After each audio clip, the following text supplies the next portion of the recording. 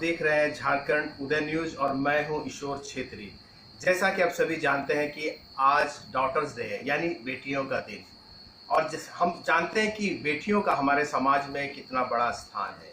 भारत जैसे देश में आज की बेटियां सिर्फ भारत में ही नहीं बल्कि विदेशों में भी जाकर भारत का नाम रोशन कर रही है। इसी क्रम में आज हम आपको भारत की जिस बेटी से मिलाने जा रहे हैं वो घाटशिला प्रखंड के धर्मभाल पंचायत के चुनरी गांव से है। जी हाँ, मैं बात कर रहा हूँ चुनरी गांव की, जहाँ की एक बेटी ने सिर्फ घाटशिला का ही नहीं बल्कि पूरे झारखंड का नाम इस क्षेत्र में रोशन किया है। उस बेटी का नाम है पूजा कुमारी। जी हाँ, पूजा कुमारी जो कि शंकर दयाल सिंह और अनीता देवी की सुपुत्री है और जगदीश यादव की नतिनी है। जी हाँ, पूजा कुमारी। मैं आपको अब पूजा कुमारी से मिलाने जा रहा हूँ, जिन्होंने आईआईटी में नामांकन कराकर बायोसाइंस में इस क्षेत्र का नाम रोशन किया है।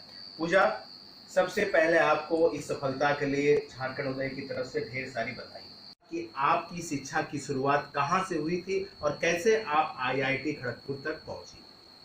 जी, तो मैंने सबसे पहले मेरी सारी स्कूलिंग जो है वो Saint Joseph's convent high school से हुई है। मैंने एलकेजी से लेकर 12th तक कॉन्वेंट में पढ़ा है जी। वहाँ से फिर मैंने 12th में 92.6% के साथ टॉप किया था 12th बोर्ड में। उसके बाद मैंने नहीं, हम ये जानना चाहेंगे 12 जो आपने सेंट जोसेफ से किया, सेंट जोसेफ के बारे में आप कुछ बताएं कि वहाँ का फैकल्टी और वहाँ के जो स्टाफ थे, कैसा सपोर्ट कैसा रहा आपका।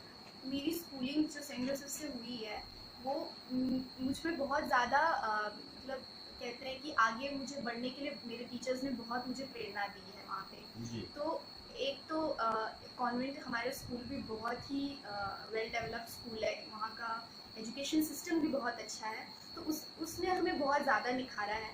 और साथ ही मेरे टीचर्स का बहुत बड़ा योगदान है इसमें। मेरे एलकेजी से लेकर 12th तक हर एक टीचर्स को मैं इसके लिए थैंक यू बोलना चाहूँगी। उन्होंने मेरी बहुत ही मदद की है, उन्होंने मुझ में विश्वास दिखाया है जिसके वजह से आज मैं यहाँ पहुँची हूँ। सेंट जोसेफ से निकलने के बाद आप फिर कहाँ गई।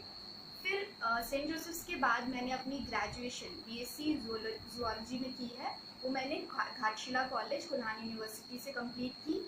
और यहाँ के भी टीचर्स जो थे उन्होंने मुझे बहुत ही सपोर्ट किया।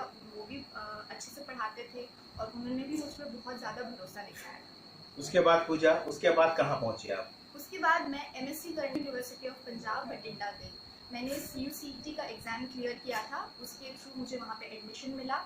और वहाँ पे भी बहुत अच्छे अच्छे प्रोफेसर्स और फैकल्टीज़ थे जिन्होंने मुझ में रिसर्च का इंटरेस्ट जगाया था। इसलिए आज मैं रिसर्च करने के लिए बहुत ही इंस्पायर्ड हूँ।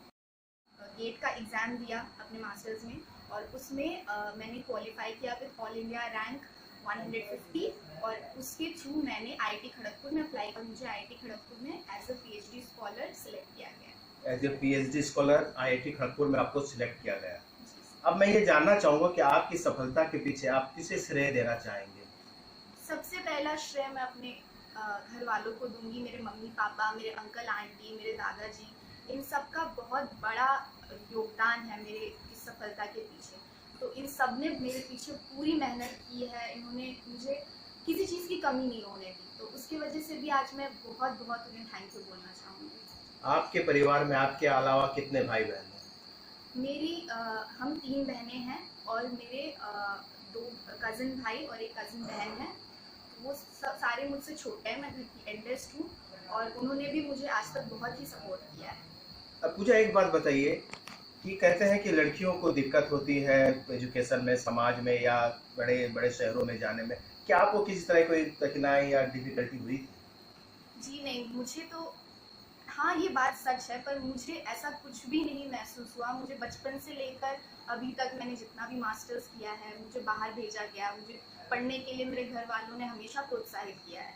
तो इसलिए मुझे कभी ऐसा फील नहीं हुआ कि मेरे घर में किसी तरह की पाबंदी है। गेट आपने 150 रैंक से क्वालिफाई किया, कितने घंटे मेहनत करती थी और कितने घंटे करना चाहिए अन्य बच्चों को जो कि गेट की तैयारी इंजीनियरिंग होता है, तो उसमें मैंने एक्सेल जो कि लाइफ साइंस सब्जेक्ट था उसके लिए तैयारी की थी। तो मैंने क्योंकि मैं मास्टर्स कर रही थी तो मैं हॉस्टल में रहती थी पंजाब में, तो वहाँ पे क्लासेस भी होती थी। और मैंने कोई कोचिंग नहीं ली गेट के लिए। तो मैं जो हमारा रात का या फिर शाम का टाइम होता था जब हम फ्री हो जाते थे अपनी क्लासेस से, तो मैं उसके लिए अपना टाइम डिवोट करती थी। तो ज़्यादा से ज़्यादा मैं हर रोज़ कोशिश करती थी पढ़ाई करूँ, और 3-4 घंटे भी अपने सब्जेक्ट पे मैं डिवोट कर देती थी। तो मुझे लगता था मैंने आज अच्छे से अपना सब्जेक्ट प्रिपेयर कर लिया। और अब आपने एडमिशन ले लिया है आईआईटी में, और क्या क्या सोच रही है कि आगे आपका सफ़र कैसा रहेगा? मुझे रिसर्च में इंटरेस्ट है, और क्योंकि अब मैं आईआईटी में सिलेक्ट हो गई हूँ, आईआईटी खुद में ही बहुत बड़ा इंस्टीट्यूट है, जी। तो मैं कोशिश करूँगी कि मैं अच्छे से वहाँ पे अपना सारा काम करूँ, अपना रिसर्च जो भी मेरा एक्टिविटी होगा मैं उसको अच्छे से निभाऊँ।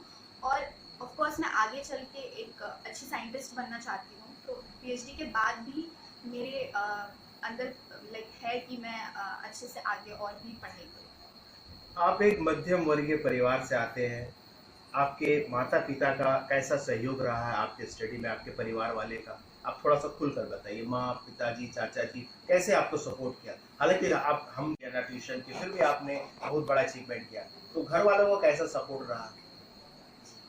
तो बचपन से ही घर वालों का तो सपोर्ट पूरा रहा है। जब मैं स्टैंडर्ड 6 में थी, तो तब से मैंने ट्यूशन्स लेना शुरू किया। बचपन में मैं घर के आसपास ट्यूशन्स लेती थी, यहाँ के टीचर्स भी अच्छे थे।